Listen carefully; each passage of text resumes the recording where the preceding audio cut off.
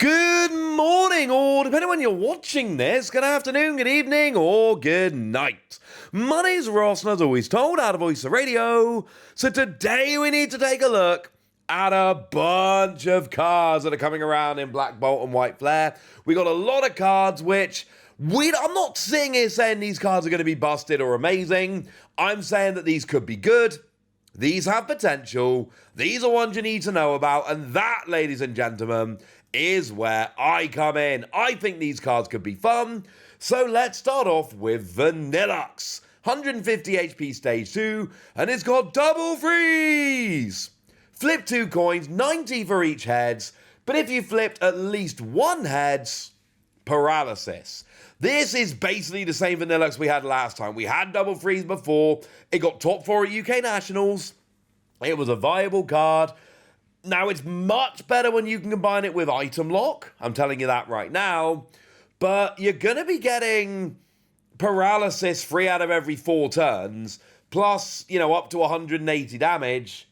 There is at least a bit of potential here. It is a free energy stage 2, which is far from ideal. But I'm telling you, there's a chance. Speaking of stage 2s that we fondly remember from before, how about Klingklang? Your Pokemon with metal energy attached to them take 20 less damage from attacks. Cool. Love the Amelakar artwork. Really dislike the attack, which is pretty terrible. And the ability is fine. That's it, honestly. And it does protect all your Pokemon metal energy attached, which I kind of like. But that is about the best thing I can say about it. It's fine. It's not phenomenal. Now, Scrafty is a very interesting one. We got 2 Darkness Energy, and what you do is you flip a coin for each of your Darkness-type Pokemon in play, and you deal 60 damage for each heads. Well, you could have 6 Darkness-type Pokemon in play. I mean, you could have more with stadiums and all, but most of the time, you could have 6.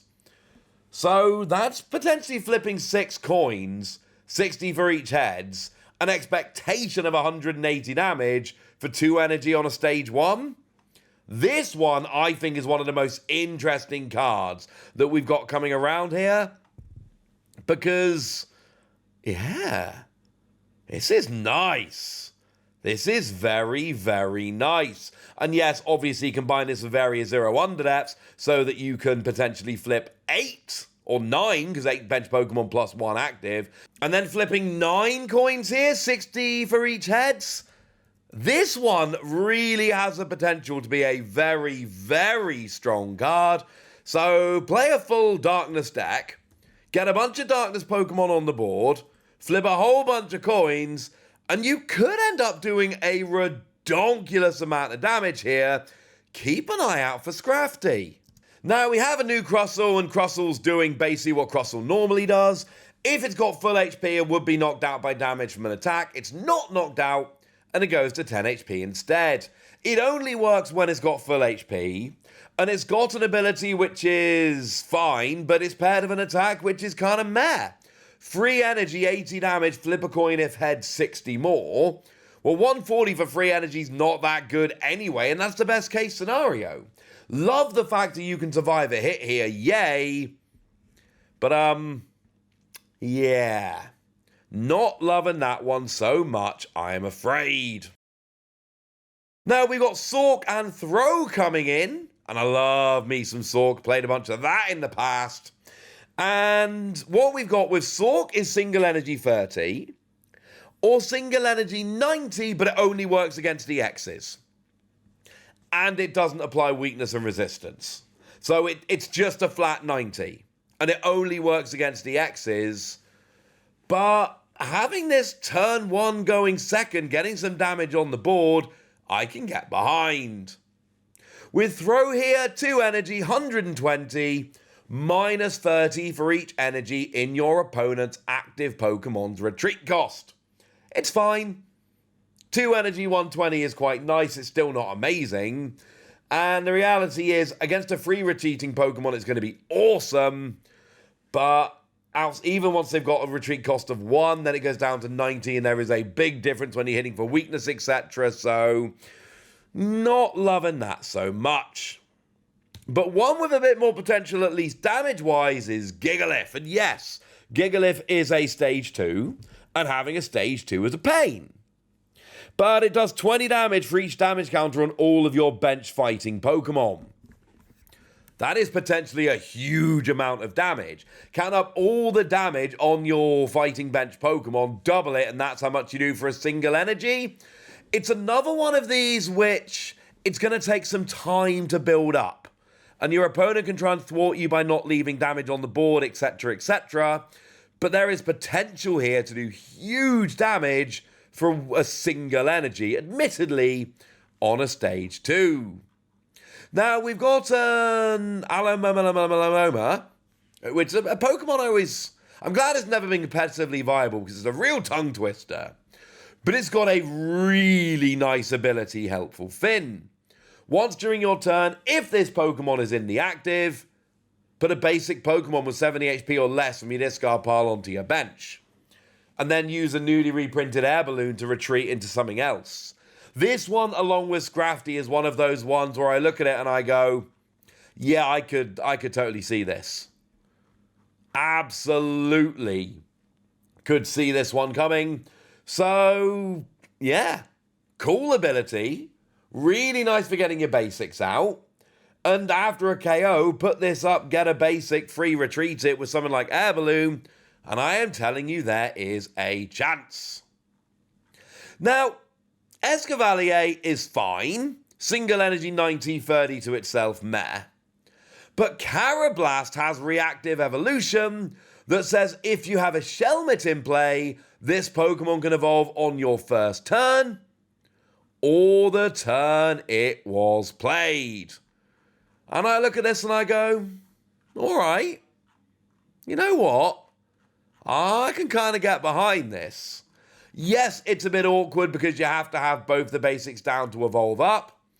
But the fact that you can evolve the turn you play it and then do 90 damage, say turn 1 going second? I mean, there's something here, ladies and gentlemen. There's something here. Speaking of which, Maractus. Maractus has a, I'm going to say it, miraculous ability to kind of be relevant a lot nowadays. And we got single grass energy, 20 damage. If it was healed this turn, the attack does 120. Now, I don't think this is going to work very often, and I don't think it's necessarily worth all of the effort. But I am telling you that get a little bit of damage on there, heal it off, hit for 120. I think it's probably not going to work most of the time. But on the times that it does work, this is a very cheeky Pokemon. Speaking of cheeky Pokemon, we've got a cheeky little ability on the Volcarona. Once during your turn, you may discard a basic fire energy from your hand, and then your opponent's active Pokemon is now burned. Burn can help fix some numbers.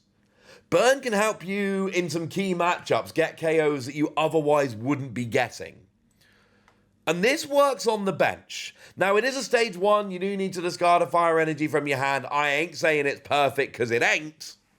But I am telling you this is a fun little ability that you can use to get some extra damage through burn, fix some numbers in your favor, and it's just sitting on the bench doing it. This is another one I'm keeping a pretty close eye on. Now, Swadloon does actually have a really nice ability here that once during your turn heals 20 from your active Pokemon. I don't think it's phenomenal, but I do think it is a very interesting little Pokemon. Now, Leavanny wouldn't actually have made my list of cards here. Leavanny was not going to be one I talked about, but it feels kind of weird to talk about Swadloon and not talk about Leavanny, so I'm going to tell you what it does, just for completeness sake. But I'm telling you right now, the joy here is in Swadloon. Leavanny's got a single energy, and you heal 100 damage from all of your basic Pokemon. And then for 2 energy, it does 90 damage, flip a coin, if heads, 40 more damage. I told you it wasn't a terribly interesting Pokemon. Although I do love the Oswaldo Cato artwork. That makes me happy. Now, we've also got ourselves a Conkeldurr, and Conkeldurr does here what Conkeldurr did in the past.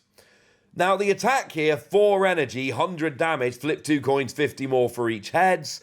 Very expensive, not going to work all that often, kind of annoying. But the ability gives you an extra 40 HP for each fighting energy attached to it. So you get a bunch of fighting energy on here, and this builds up quick. We've had a Conkeldurr that did this in the past. It didn't end up being competitively viable. It's a fun Pokemon for setting up the what's the maximum amount of damage you can do to a Pokemon thing, but outside of that, it's potentially a little bit disappointing. But you can have the maximum HP here, and that makes me happy. And that means that we can finish off here having a look at Haxorus. Now, we've got 2 energy, 80 damage, or 160 if it's against an evolution Pokemon. Not terrible, to be fair, especially against single prizes.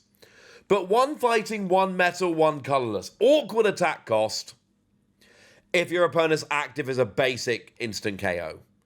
Instant KO on any basic Pokemon for free energy. And it's an awkward free energy, and it's not going to be that easy to get rolling.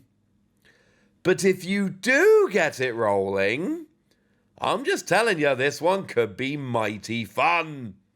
So there we go.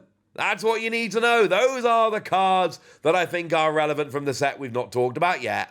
So now it's over to you guys. Tell me what you think about all of these new cards. Go nuts in the comment section, but be nice. And then make sure you like this video, subscribe to this channel, follow me on Twitter at @TheWasi. That's where we talk about Pokemon and a whole bunch of other card games. And please do consider checking out patreon.com/PTCG Radio, where you can support the channel, get some bonus podcasts, and all kinds of fun things. But by far the most important thing, as always, look after yourselves till next time, would ya? Thank you very much for watching. My name's Ross, and you've been watching PTCG Radio.